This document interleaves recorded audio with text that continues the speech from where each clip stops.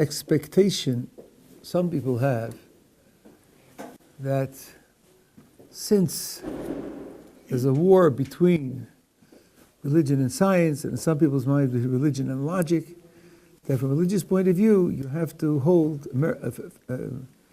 human logic to be very weak, very fallible, can't be trusted. I think the opposite is the case. I'm not speaking for other religions, but as far as Torah is concerned, the Torah considers human logic to be very strong and very accurate. Not perfect. Nothing human is perfect. But very strong and very accurate. And the way I know this is because many things the Torah tells us to do depend crucially on the accuracy of human logic. If human logic weren't accurate, we couldn't do the things the Torah tells us to do. So I want to give you some examples of where the directives of the Torah specifically rely on the accuracy of human logic. First of all, there's a great body of Jewish law. For that to be mastered and applied requires scholarship, careful reasoning, creativity, logic. Without that, no body of law that's going to govern the life of a nation is practical. You haven't got ability to think logically and correctly, so it's simply not possible. It's not possible to master it, to analyze it, to understand it, and secondly, to apply it to the world relies on having some accurate knowledge about the world. If our logic was so weak that we couldn't have reliable information about the world, then many halachos could not be applied. For example, it's coming to the Yom Kippur. I have a medical condition. I'm not sure what will be the consequences of fasting for 25 hours. Absolutely. No food and no drink. Well, the first thing I do is I go to the doctor. And I acquaint him with my medical condition, and I talk to him about an absolute fast, and get information from him about what are the likely consequences of my fasting. Then I go to the rabbinic authority and say, look, here's a medical condition, and here's the doctor's estimate of consequences of fasting. Should I fast or should I not? Now, when the rabbi makes that decision, he's relying on the doctor's information. If the doctor's information is wrong, then the halacha is not going to be applied correctly. And so it is with many elements of putting the Torah into practice. So the second element is that if you're going to put it into practice, you have to be able to get accurate information about the world. Again, we're not talking about perfection, but it can't just be that we're lost and swamped with fantasy and superstition. If that were true, then the halacha couldn't be applied.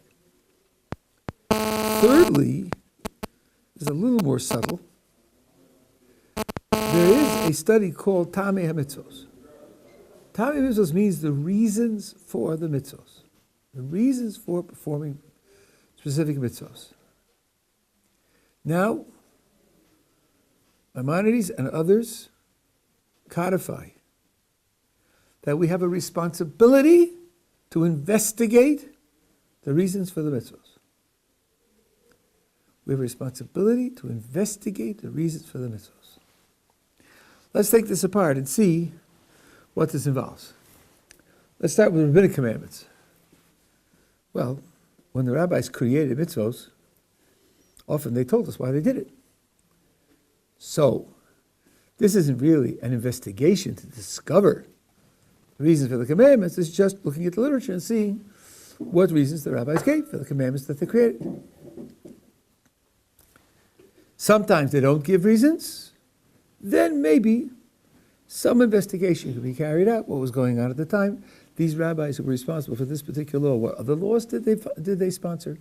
What other remarks did they make? Because you can see what their concerns were, what their focus was. That might be some kind of investigation. But the literature is not limited to rabbinic commandments. The literature includes divine commandments as well. Divine commandments. how are we supposed to investigate the reasons for divine commandments? We're supposed to read God's mind. He has his reasons. What would make us imagine that we would be able to discover what his reasons are? Hard enough with human beings to figure out what their reasons are. Often enough, it's hard enough to figure out why human beings do what they do. To figure out why the creator of the universe does what he does. And there's a whole literature. The Sefer HaChinuch goes through all 613 commandments and gives reasons. And so do many others. One answer to this question, there may be others, but this is the one that I'm aware of. One answer to this question is as follows.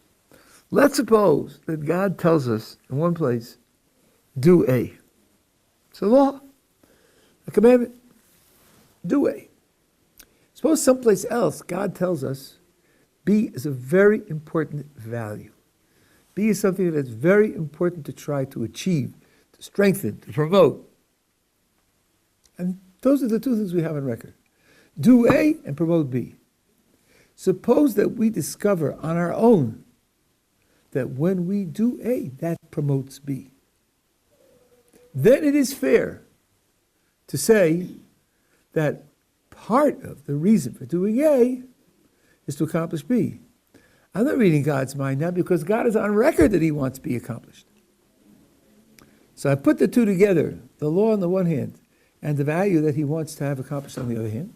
And then it's permissible for me to say that part of the reason for doing A is to promote B. Now, I stress part of because if you don't take that into account, if you think that by this investigation you could discover the one and only complete reason, then you could fall into obvious fallacies and mistakes. There is a value in physical health. The Torah tells us that that's an important value. There are certain foods that are not kosher, which in fact hurt your health. If I know the Torah has a value of physical health, and these foods hurt your health and they're prohibited, it is definitely fair to say that part of the reason that God commanded us not to eat those foods is because in that way we'll be healthier. Suppose I make the mistake of going too far and saying the reason for not eating X is because it makes us because it promotes our health. Later, when it is discovered that there's a way to eat X where there are no bad health effects, it would then follow, if the only whole, complete reason for not eating X is your health, and we now have discovered a way to eat X without harming our health, then it would follow that it's permissible now to eat X. But if you say that part of the reason for not eating X is health, then you don't have that false conclusion, because we have no guarantee that health is the whole reason. We have discovered there's a linkage between not eating X and promoting health. There could be a linkage between not eating X and other values as well. And there could be other reasons that God didn't reveal to us at all. So no one is pretending that the investigation could be complete, but that doesn't mean it's worthless. It means that you've discovered one of the things that God wants to accomplish by this particular law. Now it is a valued activity. The Rambam even formulates it as an obligation to investigate the meanings for the commandments. That means that I can understand the commandment and understand the values that God has laid down, and I can, by looking at the world, see a connection between them, so that I will be able to know that this value is part of the reason for performing the commandment. That also is a logical investigation. And if our logic were fuzzy and impressionistic and uncritical, then God would not invite us into this self-defeating exercise, which will lead us into false information about what the mitzvahs are. And if you ask, well, why would God want us to do that? Why would he want us to investigate the meanings of the commandments? The reason, which is by implication from things that the Rambam and others say, I take it that the answer to this question is so obvious to them, they didn't have to bother to spell it out. The reason is because we are obligated to serve God with all of our capacities. Not just with our limbs and with our pocketbooks. We are also obligated to serve God with our minds. Now, that includes investigating the law to figure out what to do, but it also includes understanding what the law is about, so that when you do it, you have in mind part of its purpose. That makes it a richer human performance. This touches on an important area of philosophy. A human action is not a motion of your limbs. A human action is a mental conception and a value put into action by your limbs. If there's no mental conception behind what you do, it's not an action, it's a twitch. And you can have people perform the very same physical motion, very same physical performance, and the actions can be utterly different, depending upon the thoughts that's behind the action. I lived through the Vietnam era. I'm very old. And the demonstrations in the streets, and many town councils and state legislatures had to decide what to do about these demonstrations. And there were two schools of thought, among many, but there were two schools of thought. One was get out the state police and put down the demonstrations with rough treatment, beat them up, knock them around, put them in jail, and that way you'll break them and you'll stop the demonstrations. Another group said, yes, call out the state troopers and beat up the demonstrators, because that way you'll drive more and more people into the ranks of the protesters and you'll lead to a revolution against the government. The first group was on the far right, the second group was on the far left. So now, when the measure for strong repression of the protesters comes up for vote, both of those groups are going to vote in favor. One is voting to save the society, the one is voting to destroy the society. If you look at the hands going up, you don't know that. You don't understand the human action that's behind the hands going up. You have to know what a person's picture of the world is, and what his values are, how that motivates him to make the motions that he makes. The more understanding that's behind the action, the richer the action is. The more profound the action is. Even one that's slim is valid. Why are you doing this? Because God said so. End. You have fulfilled the mitzvah and you get rewarded for it. But if you say, because these and these things are what God wants to happen in the world, and this mitzvah is a way of making those things happen in the world, your fulfillment of God's will is richer because there's more of you on board in performing the mitzvah. And as I said, if we couldn't trust our judgment, our knowledge, our logic to arrive at accurate results, then we'd have a very rich mental conception behind the action, but it will be false. That's not going to help. That's not going to improve the quality of the action, to have a rich mental set behind it, which is in fact wrong. So that's another example of how the Torah takes advantage of the accuracy of human logic. Then there's another one, and this one's a little more profound and a little more takes a little more time to explain. God is described in the Torah over and over again. The Tanakh, in the oral tradition, there are many, many descriptions of God. How are we supposed to understand them? It's not obvious at all. There's a gigantic literature about how to understand them. Are they describing God really, or are they describing God's qualities, or are they describing God's actions, or something else? But even in cases of particular examples, There are difficulties that require being thought through. And when you think them through, often there are surprises. And the Torah expects us to get this right. Let's take omnipotence. God is all-powerful, which often people describe as God can do anything. God can do anything. Is that right? Is that right? Dare I ask? Is that right, that God can do anything? Let's try a couple of examples. You tell me what you think. Can God learn something new? Learn something new. Learning something new is a genuine ability. Everyone in this room has it. Does God have that ability? Can God improve? Improving is a genuine ability. Everyone in this room has it. Does God have the ability to improve? I hope you're feeling queasy, and not because of dinner. Gee, what would it mean to say that God could learn something new? It would mean that he doesn't already know everything.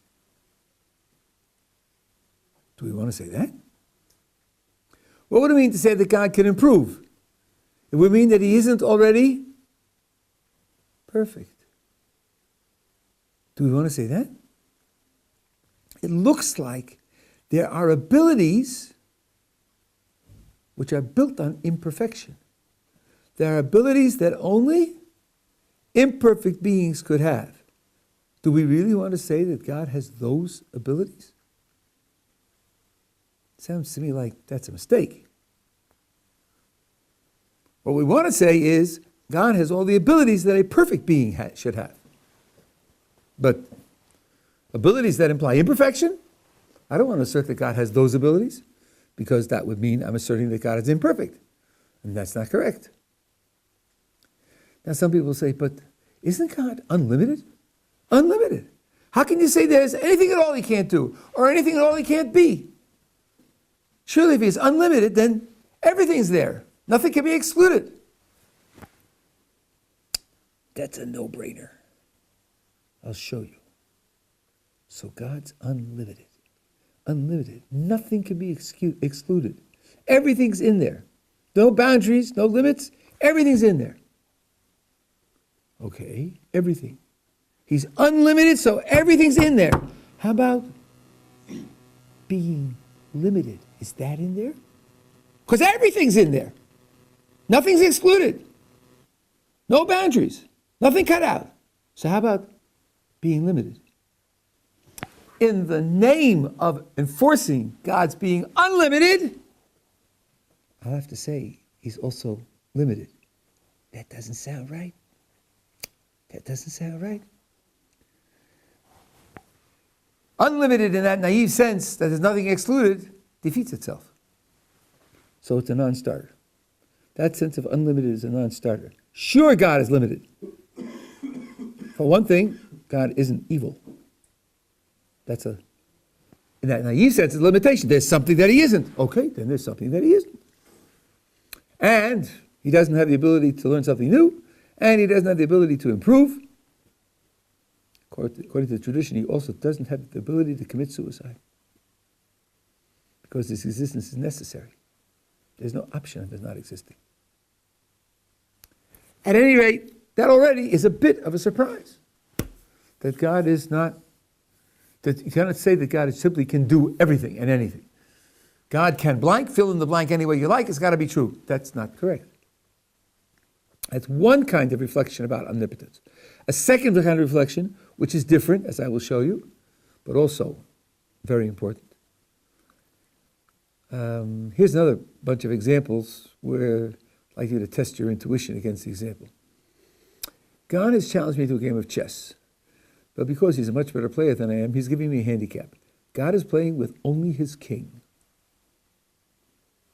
I have all my pieces, and God is playing with only his king. Query, can God checkmate me?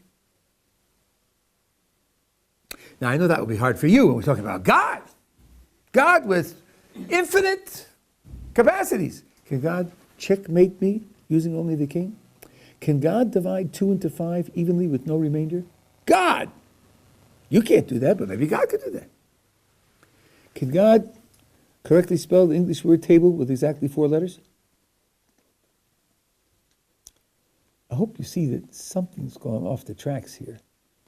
Checkmate with just the king? Divide 2 into 5 evenly? Table with 4 letters? Those things are wrong by definition. Similarly, the tradition, Maimonides, the Malbim, the Kuzari, others, ask, how do we say God can not say that God can make square circles? What's the reason?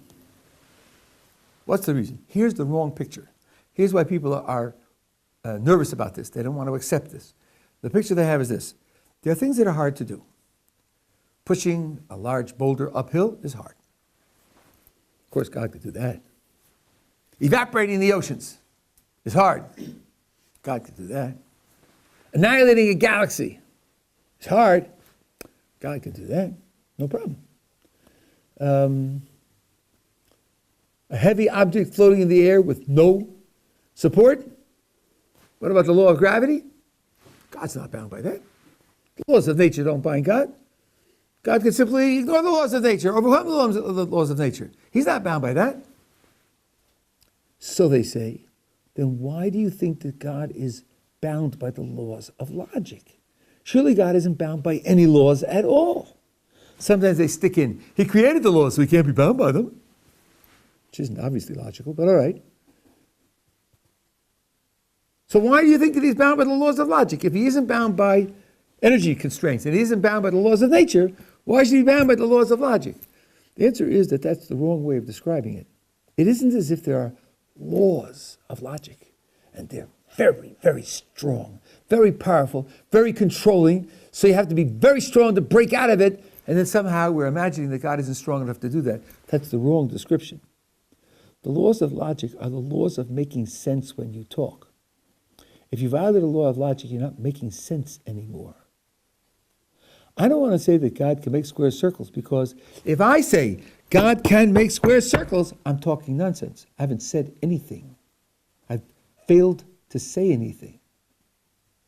Square circles doesn't have meaning. At least in the context that I'm talking about. I'm saying that for the recordings. I'm aware of philosophy of meaning and the rest of that. In the kinds we're talking about, it doesn't have meaning. I'll give you an example. A friend of yours calls and says, I hear you're going to the mall. I say, yes. Would you do me a favor? You have $25 to lend me till you come back? I say, yes. Well, while you're there, please pick me up 1 square circle. Where would you go to look? Supermarket? Bookstore? Toy store? Construction store? Where would you go to look for a square circle? I think what you'd say is, what? What do you want? Say that again. I'm sure I didn't get you. Square circle? I don't know what you want. You say square circle, nothing lights up under my cranium. I don't get what you're talking about, because it doesn't have any meaning for me. I know what square means, I know what circle means, but when you put them together and ask me to get a square circle, I just don't understand that. It doesn't have meaning for me. To give you a rough analogy, suppose someone said, can God blah? Yes or no? Oh, you're a believer, aren't you? You're very frum. You're very pious, so you have to say yes. And when I protest, I say, wait a second. Can God blah? What's blah? I don't know what that means. And he says, don't worry about that. You're frum, you got to say yes. Excuse me, I'm frum, all right, but I don't have to say yes until you ask me a question. And if you ask, can God blah, and the word blah has no meaning, you haven't asked the question. So I don't have to say yes. I could just report to you my mystification. I don't know what you're talking about. That's the right response to, can God make a square circle? Now let me go back and tell you what I said again and show you that I tried to be careful to say this correctly. I said we don't say God can make a square circle. What about saying that he cannot make a square circle? We won't say that either. Because to say God cannot make a square circle means, square circle means something, it describes something, and God can't make it. But if there is no it, if the words are meaningless, it's just as wrong to say God cannot make square circles as to say God can make square circles. In both cases, a person should simply say, I don't get it. I don't get it. That makes this category different from the first category. In the first category, it is appropriate to say God cannot learn something new. The reason it's appropriate is because learning something new is a genuine ability. Nothing meaningless about that. That's why I said over and over again, everyone in this room has that ability. It's definitely a genuine ability. It's just that God can't have it because if he had it, he'd be imperfect. But here, making square circles isn't a genuine ability. Because square circle doesn't describe anything. Checkmate with just the king doesn't describe anything. Dividing 2 into 5 evenly doesn't describe anything. Spelling the English word table accurately with exactly 4 letters doesn't describe anything. They're contradictions and therefore meaningless. Not being the case, I don't want to say that God can do those things. Nor do I want to say that he cannot do those things. And this is the solution to that old chestnut that college sophomores discover after the third beer at about 1 a.m. Let's see. Can God create a stone too heavy for him to lift? Can God create a stone too heavy for him to lift? Watch. With this question, I gotcha. I gotcha. Because what are you going to say? He cannot create such a stone? Then there's something he can't do. He can create such a stone? Then he can't lift it. So there's also something he cannot do. Either way, there's something he cannot do, so you're stuck. There's automatically something he can't do. So God can't be omnipotent, so order the cheeseburgers, because, Judaism's out the window. Well, the critic who offers that argument is missing something. The spirit of the critic is, I'm going to ask you a question and show you whatever answer you give, you're going to be in trouble. Can God make a stone too heavy for him to lift? Say yes, then he can't lift it. Say no, then he can't create it. Either way, there's something he can't do. So you're stuck because either answer gets you in trouble. You'll have to admit there's something he can't do. What the poor critic doesn't anticipate is that we will not answer the question. We will explain to him why it's inappropriate to give either answer. Neither answer applies. Because stone too heavy for God to lift is a contradiction. It's just as bad as square circle and checkmating with the king and the rest of them. Let me show you. Why is stone too heavy for God to lift a contradiction? Well, stone too heavy for God to lift means stone so heavy that God, who's all powerful, can't lift it. Which means stone so heavy that God, who could lift anything, can't lift it. Which means stone so heavy that God can lift it and can't lift it. And that's a contradiction.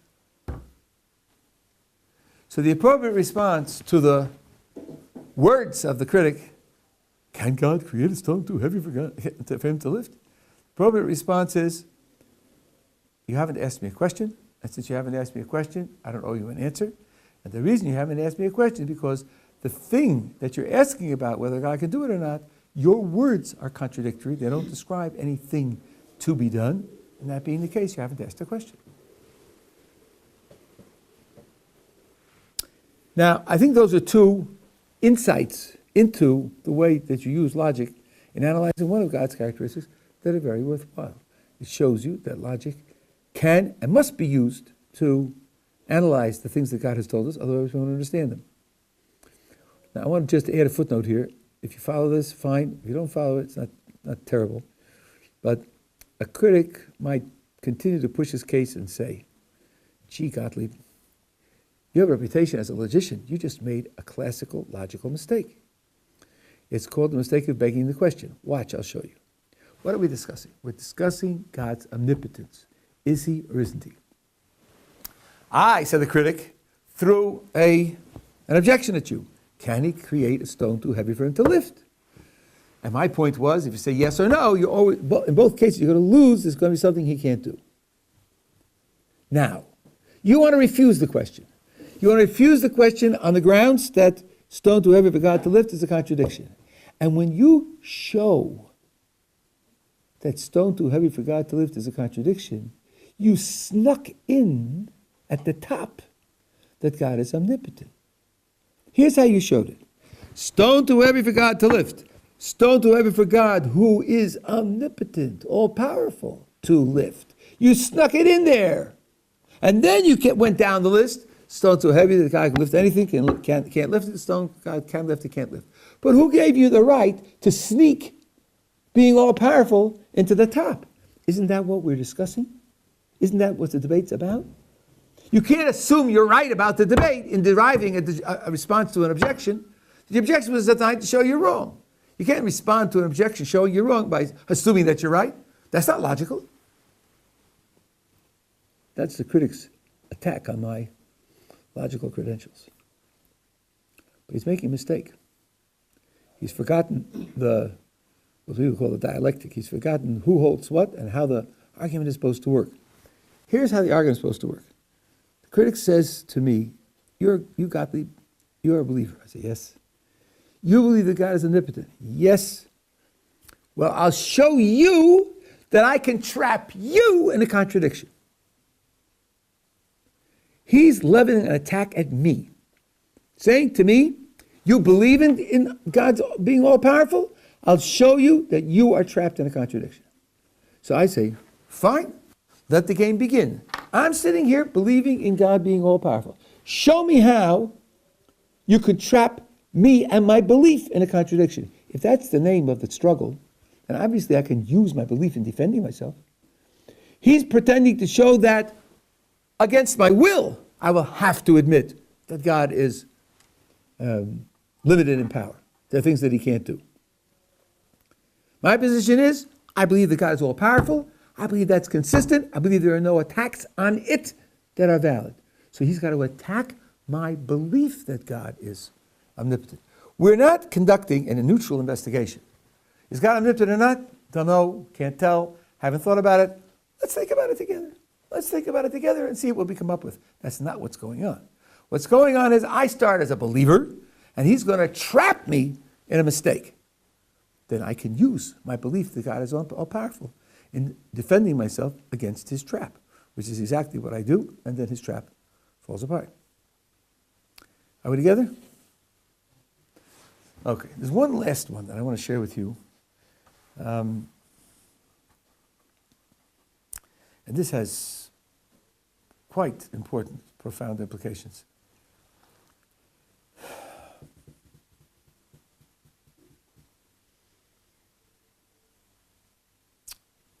Are all of our obligations mitzvos of the Torah? Is everything that we're supposed to do a mitzvah? Does mitzvah cover all the bases? Everything that's right, everything that's wrong is defined in the Torah? Let's consider a theme that you find in Rishonim and Achronim, very common theme, that one of the reasons for performing the commandments is gratitude. I reflect on all the things that God has given me, and I think, wow, he's provided me with all of that. I owe him something. And if he has commandments for me, then I owe him that I should perform his commandments.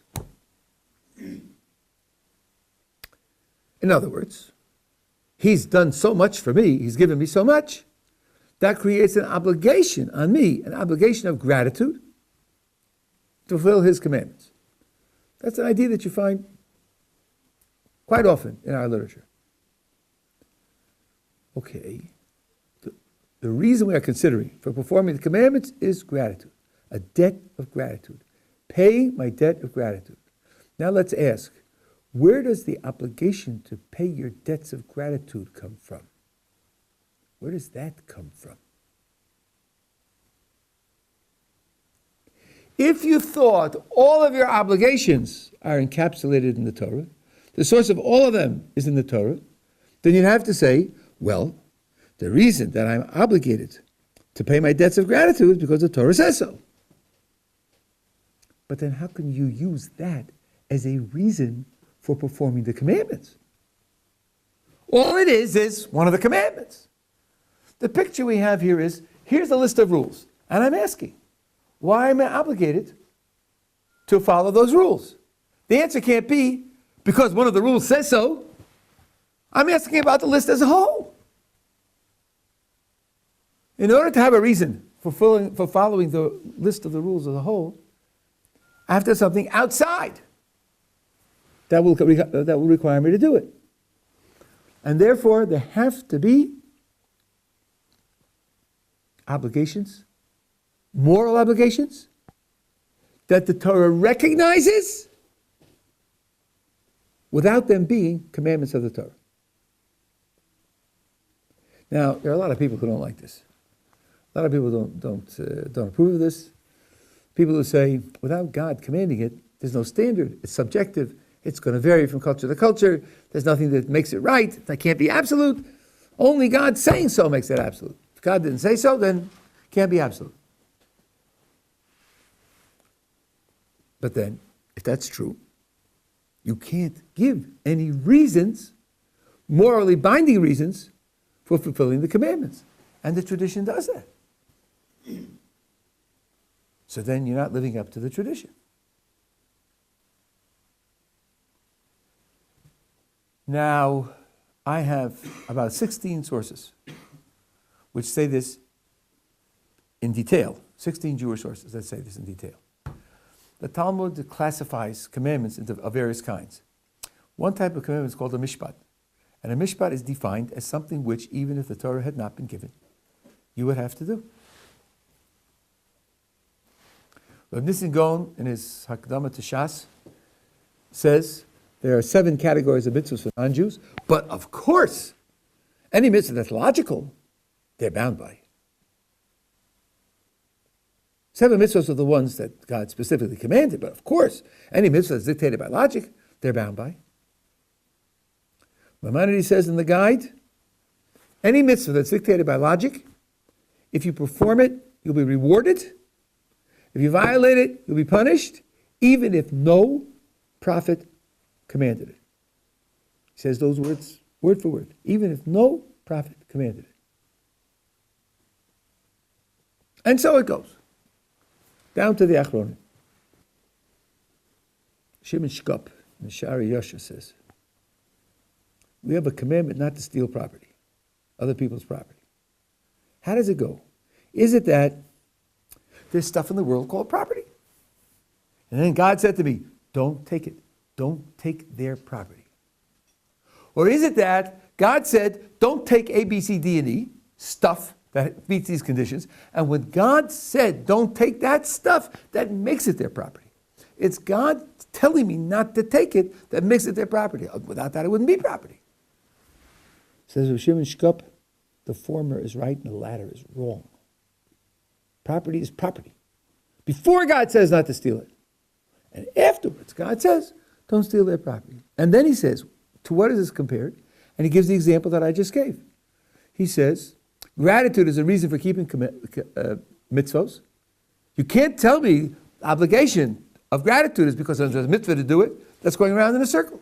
Obviously, the obligation of gratitude is prior to the mitzvos.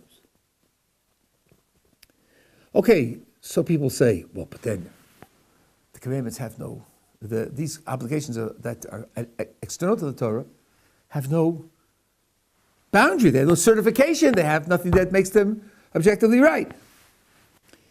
There's a statement by Maimonides, and I'll give you a confirming passage in a moment. Start with the Rambam. When God expels Adam and Chava from Gan Eden, from the Garden of Eden, he says, Hein ha'adam hoya ke'achad mimenu ladas tov v'ra.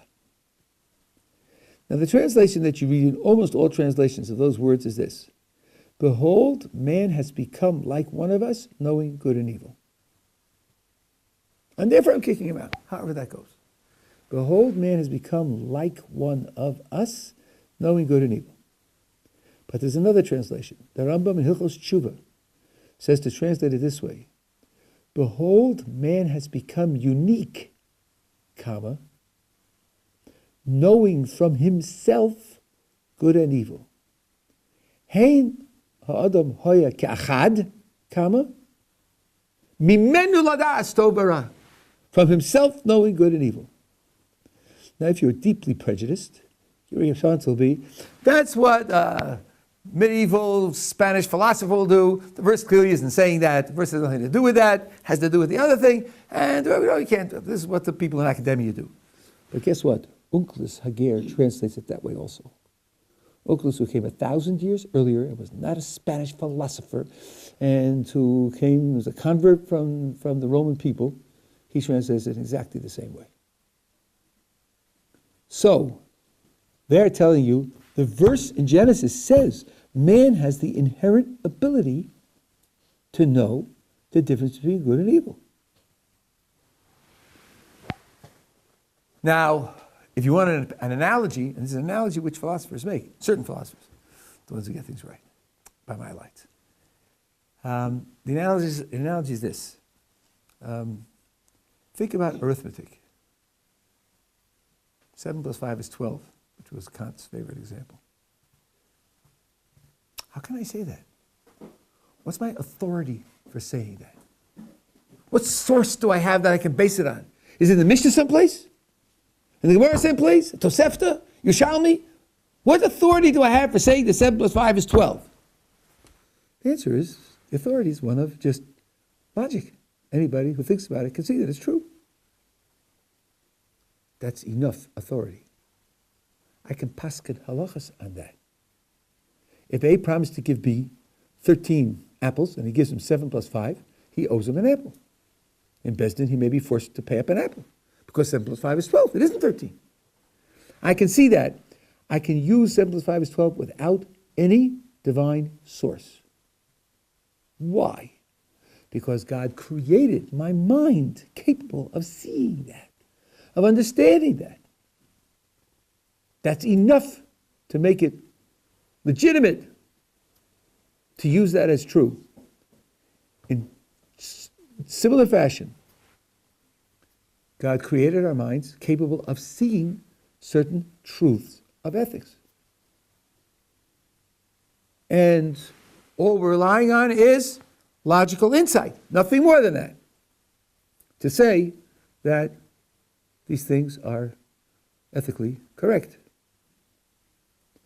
Now people usually say, oh, but there are so many controversies in ethics. There are no controversies in arithmetic. There are controversies in ethics. It's a long subject, but I'll just give you a little bit of how to think about it. There are controversies in certain areas, but in other areas there aren't controversies. Not everything is controversial. It is wrong to torture small children for fun is not controversial. Indeed, I would go so far as to say there can't be a controversy about that. Because the person who says, I disagree with you, has qualified himself to be mentally incompetent, or a liar, or not being serious. It's wrong to torture small children for fun. It's just as obvious as 7 plus 5 is 12. And the phrase for fun gives away the category that we're talking about. When you have a moral judgment that is about one moral feature alone, very often, almost always, there's universal agreement, it's obviously correct, and there's no discussion or debate. I made a promise to do X. Time has come to do X. Doing X or not doing X has no consequences of value to me or to anybody else. Under those conditions, do I have to do X? Of course I have to do X, because I promised. I can do X or Y. If I do X, a human being is going to get hurt. If I do Y, no human being is going to get hurt, and that's the only difference between them. In every other respect, X and Y are identical. Which one is right to do? Obviously Y. There's absolutely no moral excuse to gratuitously hurt another person. Where we agree is where we have one-dimensional moral judgments. When the moral judgment refers to only one moral factor, then we agree. We disagree when you have conflicts of moral factors, where you're trading off one moral consideration for another moral consideration. Then we have difficulty. That's why I said, it's not my example, that's why in philosophy it said, It's wrong to torture small children for fun, because for fun means there's no other moral result that's relevant. So it's just torture. So it's just gratuitous pain. That's for sure wrong. But suppose you lived in ancient Sparta and you're constantly at war, and the toughness and bravery of your children growing up to be warriors is the price of your independence. Then you might feel that you should train your children to face danger and suffering, so they'll be tough, and some die, they die. That's the price of independence. That's not torturing small children for fun. That's putting small children through pain for survival or for independence. That's another matter. Some people might say, even that doesn't justify causing pain to children. Another might say, no, independence is important for everybody, and it does justify it. Where we disagree is where there are moral conflicts. But when there are no moral conflicts, we're talking about which factors are morally relevant, then there are typically no disagreements. That means that morality isn't just a welter of confusion. It doesn't mean that morality is just up for grabs. It means there are hard cases. Okay. The fact that there are hard cases doesn't mean there's nothing that's correct. And in particular, the judgments that are one-dimensional, that are obvious and clear, and everybody agrees upon them, and agrees upon them not because I say, well, it's probably 60-40, so that's where I'm going to go, but it's obviously clear. That has the same basis that mathematics does. It's something that's obvious to a mind, that it is so. And that's good enough. It doesn't have to be better. You don't need any more than that. So this is going to be the Torah's position on these external judgments. Now the question will be, if there really are judgments of what's right and wrong, what's good and evil, better and worse, which aren't based on the Torah, and we know them on our own, so then how does God play any role in what is right and wrong and what is good and evil? Hasn't he been factored out of the picture? I can make my own decisions about what's right and wrong. The answer is no. God has not been factored out of the picture, but he's been given a specific spot in the picture. This is the last point I'm going to make tonight. Because when you are considering what's right and what's wrong, you take into account two different sorts of information. One is the facts about the case, and the other is your moral principles. You need both to arrive at a judgment about the case. Now, what judgment you make will be affected by what you think the facts are. And sometimes facts play a big role in the final judgment. Let's suppose you're given a promotion, become a vice president in a corporation. Is that good or bad? Think, what do you mean? I'm vice president. I'm getting more money. I have a higher position. But there is such a thing as kicking somebody upstairs where he's out of the way. Maybe you were playing a role in a certain realm of production, and there are other people who say you're getting in the way. We don't like the way you're managing things. They say, okay, we'll kick you upstairs, make you vice president of developing the new markets in Malaysia for super smartphones that cost $10,000 each in Malaysia. Good, go to Malaysia and work on the markets there. Just get out of our way. Get out of our hair. Leave us alone so we can run the place the way we want to run it. Then it's bad. It depends upon what the factual background is. Two people can disagree about their moral judgments, not because they have different moral values, but because they have different pictures of the facts. Here's a very vicious example. Try this out on people. Did the Nazis have different values from us? The answer is no. The Nazis did not have different values from us. I'll prove it to you. The Nazis made up a myth that Jews are evil. Jews are vicious. Jews are trying to take over the world. Jews are sabotaging Germany, among other things. Why did they bother?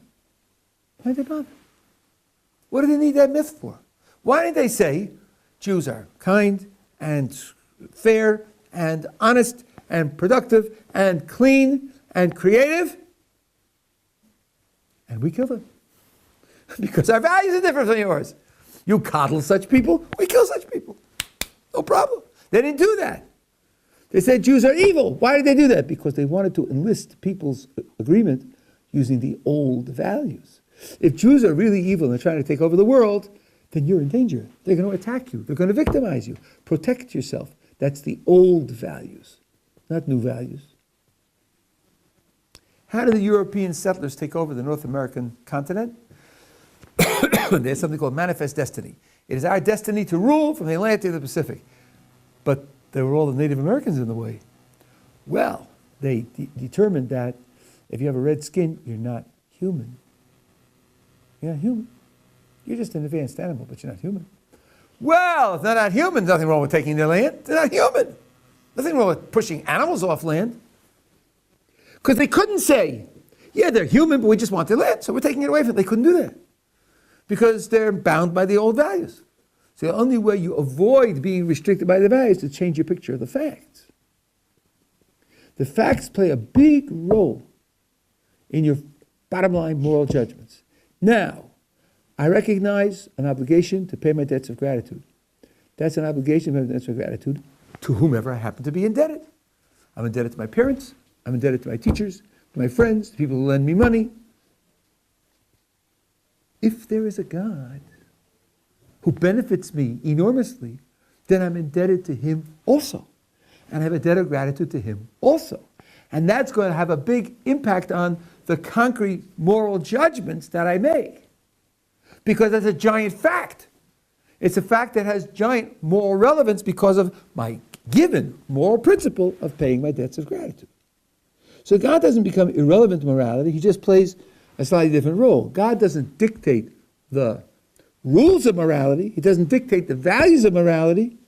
What he does is he contributes facts which are extremely relevant to how I apply those rules and values, like the rule of gratitude. And so it is for many other moral rules. So this is the picture of how the Torah and ethics are related, at least on one level.